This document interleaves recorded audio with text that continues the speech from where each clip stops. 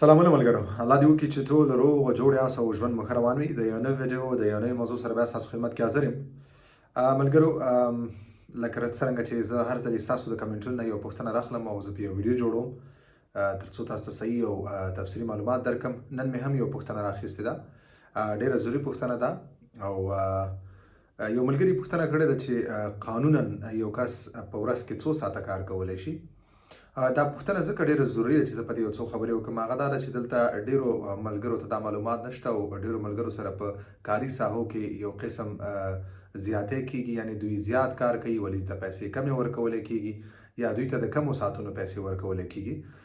زه به د قانون مطابق تاسو ته خبره وکړم. په قانون کې چې کوم دی دلته ته باید 7 ساعته په ورځ کې کار وکړې، 7 ساعته قانونا ته کار کولی شي.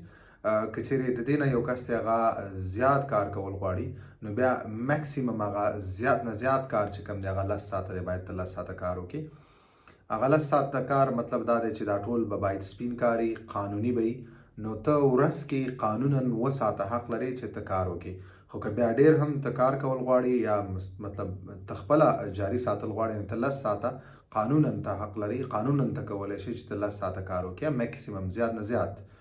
نو که چیرې یو کس 7 ساعته چیرې په ورځ کې کار کولی شي قانوني اجازه لري، نو دغسې 15 ساعته بیا په هفته کې قانوني اجازه لري. مطلب ته قانون دا وایي چې یو کس باید 15 ساعته کار وکړي په هفته کې. اوس هغه په څو ورځو کې کوي، څنګه کوي، دا د دغه کارکوونکي او هغه د چا سره چې کار کوي هغو دواړو پورې اړه لري چې څنګه تقسیم اوقات برابروي، څنګه کوي. بله دا ده که چیرې په مطلب یو کس چې هغه د نه زیات کار کول غواړي نو هغه بیا 48 ساعته په هفته کې یعنې قانونا ته کار کولی شي. مطلب ته اجازه لري چې ته 48 ساعته کار وکړي. نو اکثره زموږ داسې ملګري دي چې هغو ته دا معلومات نشته، کیدای شي دوی هلته ورځ کې مطلب 8 ساعته یا 10 ساعته کار کوي ولې دوی ته بیا د 7 ساعتو روپۍ ورکوي، یا یو کس ته هغه 11 ساعته کار کوي خو دله بیا د 10 ساعتو روپۍ ورکوي یا د 8 ساعتو ورکوي یا د 7 ساعتو ورکوي. نو ځکه تاسو په دغه خبره باندې پوهېدل ډېر ضروري دي چې تاسو پوه شئ چې تاسو سره چېرته په کاري ساحه کې زیاتې ونه شي یا مطلب ستاسو ساعتونه کم تاسو سپې ونه شمارلی شي. نو قانون دا وایي چې قانون کې دي چې 7 ساعته باید یو کس کار وکړي او که چېرته دې نه زیات کار کول غواړي نو 10 ساعته کار دی په یو ورځ کې. دغسې په هفته کې 15 ساعته کار کول دي په یو هفته کې. او که چیرې بیا زیات یو کس کار کول غواړي کار کوي نو قانون بیا 40 ساعته کار کولی شي.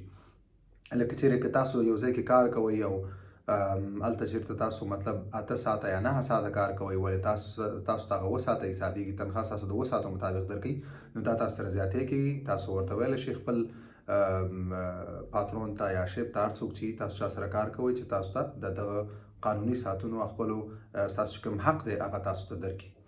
بل دغه یو بله خبره ده، بعضې ملګرو دغسې هم یو پوښتنه کړې وه. اوس یو کس دی هغه دوماندیزیل دی، هغه اسناد نه لري او هغه دلته وخت تیر شوی دی او هغه اجازه اخیستې ده سپین کار کولو، د قانوني کار کولو اجازه یې اخیستې ده. نو دی هم باید دغه ساعتونه تعقیب کړي. مطلب په ورځ کې قانون وایي چې ورځ کې یو کس 7 ساعته باید کار وکړي او که زیات نه زیات دی کار کول غواړي نو 10 ساعته. دغسې په هفته کې 15 ساعته، که زیات نه زیات دی غواړي نو بیا 48 ساعته کار کولی شي. نو دغه قانون مطابق چې کوم ساعتونه هغه همدغه ساعتونه دي. دلته چې کوم نورمال هغه کاري سیستم دی، نورمال هغه کاري ساعتونه دي هغه د ورځې 7 ساعته دي. خو که بیا یو کس کار کوي نو هغه 10 ساعته پورې کار کولی شي. په هفته کې 15 ساعته دي، نو که یو کس غواړي چې ته دې نه ډېر وکړي نو هغه بیا 48 ساعته دي. نو زه یو ځلې دا خبره بیا تکراروم چې دغه قانوني چې کوم دلته نورمال هغه د ساعتونو کار دی، هغه وخت دی د کار د ورځ کې هغه 7 ساعته دی. نورمال چې کوم دی یعنې دومره دی بنیادي نورمال چې کوم دلته دی 7 ساعته قانوني کار دی. نو الله دې وکړي چې ملګرو تاسو ته زما خبرې پرې پوه شوي او رسېدلي. دغه خبرې دغه ویډیو تاسو نور ملګرو سره هم شریکه کړئ تر څو ټولو ته معلومات وشي او خپل حق دوی غوښتلی شي، خپل حق وپېژني چیرې دوی سره زیاتې ونه شي په کاري ساحو کې. نو زه به کوشش کوم چې دغسې ضروري پوښتنې راواخلم او تاسو ته معلومات درکړم. انشاءالله زه به ستاسو ټولو پوښتنو جواب درکوم. تاسو دغه ویډیوګانې د ټولو ملګرو سره شریکې کړئ، خاص کر نوي چې کوم ملګري راځي هغو سره ضرور شریکې کړئ تر څو هغو ته صحیح معلومات ورسیږي او هغه دلته چې کوم غلطیانې موږ مخکې ملګرو کړي دي هغسې غلطیانو سره یا مشکلاتو سره هغه مخ نه شي. نو مننه ملګرو، تر بلې ویډیو پورې په الله سپارم. په مخامخ